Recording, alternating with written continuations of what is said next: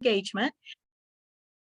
And his program is Creative Arts for Veterans. And I have to stop myself because I get so excited about this program. I just go on and on and on about it. And I'll do Todd's whole presentation for him. So Todd, I'm going to stop now and turn it over to you.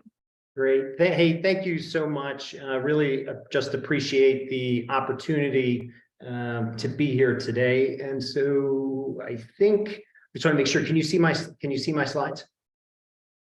Yes, sir. Okay, Yes. Great. Hey, fantastic. So Joyce, as always, I just have to say Joyce is absolutely wonderful.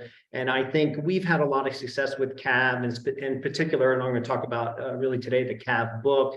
And by and large, that was really because of Joyce. I talked to Joyce and she was like, hey, you should apply for a grant through IDOH about this. This is really a neat opportunity that you and your team are developing, and has referred to it as a harm reduction kit. And I never really thought about that before, but I think it absolutely is. And I think in a lot of ways it can help military connected populations, those currently serving our military and veterans.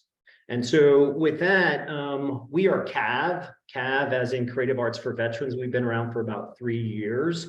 The team, I'll put the link to our website here in the chat in a couple minutes, but the team is probably 10 or 12 individuals.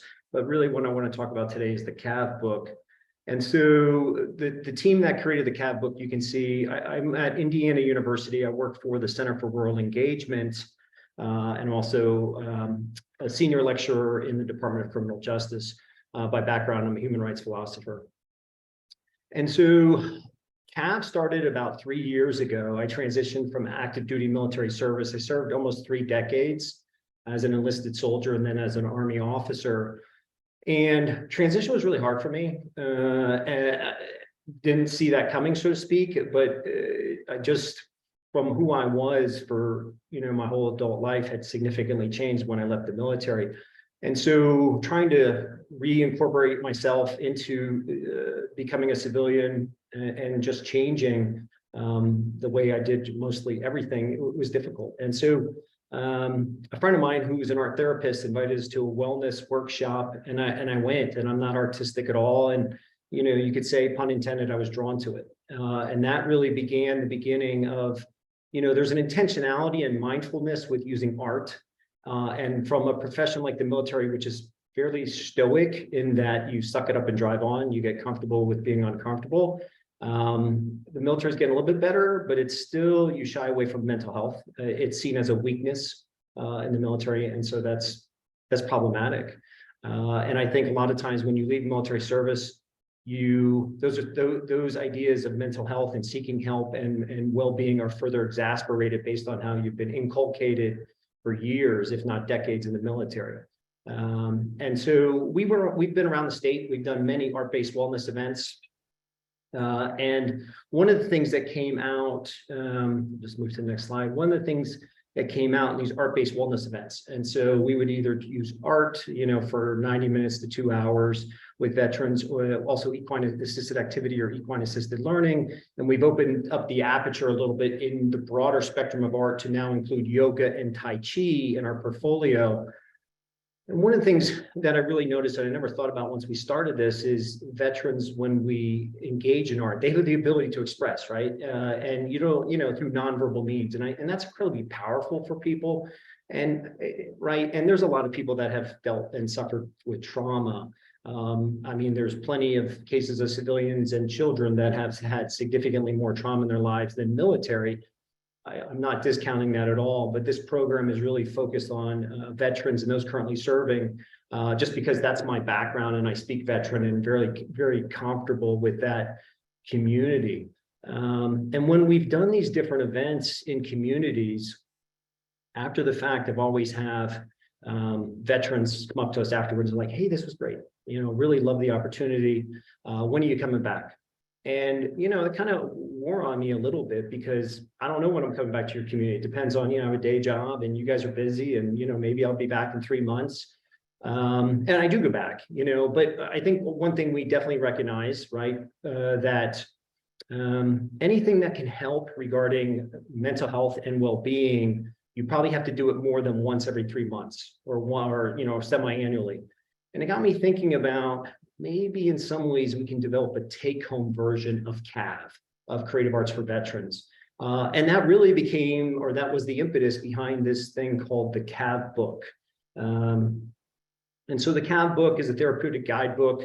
As you saw on the front, I work with a team of art therapists, social work faculty. And so that is infused by, this book is infused by art therapy, art-based wellness, social work best practices, along with veteran narratives and supplemental veteran resources in the back of the book that include both federal VA, Veterans Affairs information, but also IDVA, Indiana Department of Veterans Affairs resources as well. There's a lot of evidence to show that using art in a therapeutic manner can help regarding maybe something that veterans and those currently serving have, regarding invisible wounds, whether that is depression, isolation, anxiety, transition from active duty service or just National Guard service into civilian life, suicide ideation, military sexual trauma, TBI, traumatic brain injury, and others, and also can help with lessen symptoms associated with and feelings associated with substance use disorder. The really cool thing, and I spent a lot of time talking to Joyce about this, is, and it increases access. And I think that's one thing that, I've been on this call today that we're all talking about. And this is free, right? I am funded through, I'm always looking for more money because I'm running out of money. But I have a grant through Indiana Department of Health. I have some donors through the Veterans of Foreign Wars. I have money through, I use Center for World Engagement, and I'm constantly looking for and applying for other grants. National Endowment for the Arts, right, is another one. And I'm putting in another grant through SAMHSA here coming up. Because we want this to continue to be free for veterans, those currently serving, and also including that is spouses of veterans. This is also a free resource for service providers of veterans. And so we will send you 15 CAV kits, and I'll talk about that in a second, of what that constitutes. But we mail these anywhere in Indiana and across the United States. And as a matter of fact, there's U.S. military mental health units that are using the CAV book in both Iraq currently and the Kingdom of Saudi Arabia. So we're thrilled to get this book out. And another thing about this, you can use this in the safety and security of your house. Or maybe you're on the road, or you're traveling, you're staying in a hotel at night, you can use it then. Or maybe you're incarcerated. There's 1,800 veterans in the state of Indiana that are incarcerated, and veterans have a high percentage of those that are homeless. You can use this in a homeless shelter, right? This does not take the place of a mental health counselor or therapist, and I'm not saying that. However, this does enable one to help maybe move through, improving mental health and well-being. And so each CAV book, let's see if I'll move to the next slide. So here's the kind of a picture of the CAV book. I think I have a nice little, so a student put this together because I don't know how to do this. So the book itself is about 125, 130 pages or so. Each book comes with an art kit. We never want to send, like a book to somebody that doesn't, here's a picture of it, right? And so want people to have art materials, not, hey, go you grab your kid's crayons or find a big pen. And so we have watercolor pencils, which you can use with or without water, oil pastels, charcoal pencils, hard and soft, paintbrush, and a pencil sharpener. And we even have instructions on how to use those art materials in case you've never been experienced or exposed to them. And again, like I said, I'm not artistic at all, but it's a great way to express, to scribble, to color, to vent, right, using the benefits of art.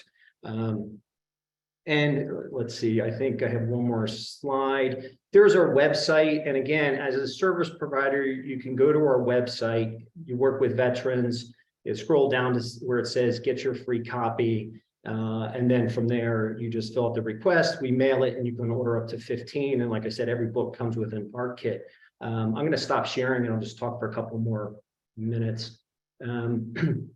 And so in addition, you might say, well, maybe who's using this? So far, we've sent out over 1,300. We have 700 that have currently been ordered. We're receiving another shipment of a couple thousand books next week, and we just continue to send them out.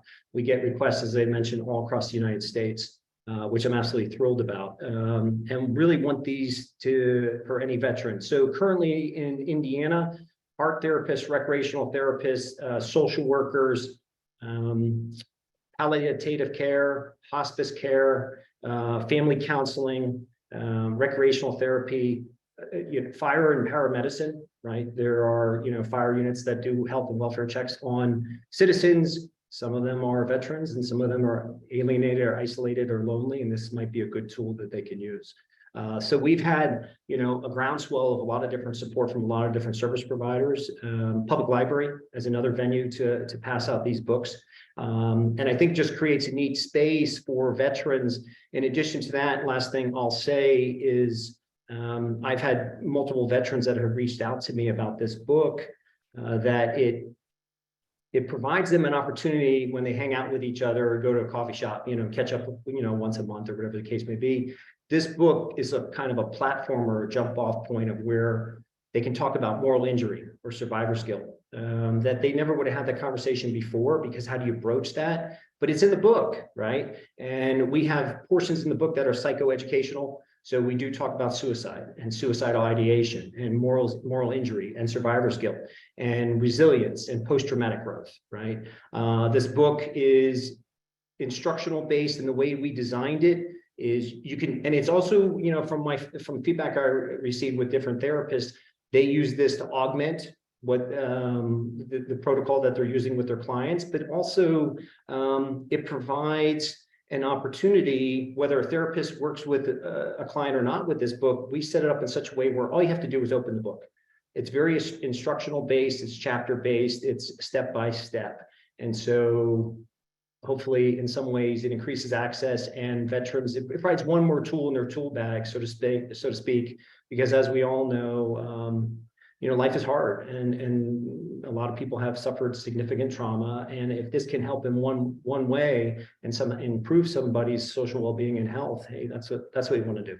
And so I'll leave it there. I'll just show you this. I got a second. So that's what the book looks like. And I'll just show you a couple pages real quick in it.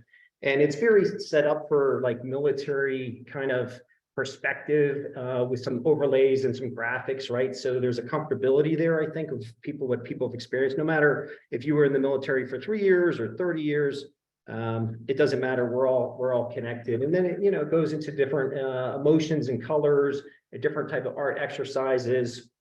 And like I said, it's responding to art and asking questions about look, see, feel, regarding different pieces of art. And then the last thing I'll just show is what I said we have resources in the book, and these are national ones, and also different apps that you can download on your phone regarding insomnia or PTSD or military sexual trauma.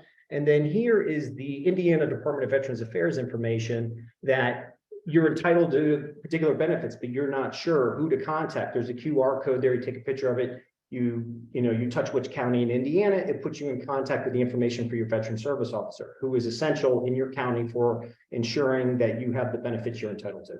So, and one more thing with this, we also have listed every county, every art organization by county. So let's say you're Jay County, you're interested in getting involved in arts, you scroll down to it and there's a thing that says Arts Place. You can look up their information and go visit them.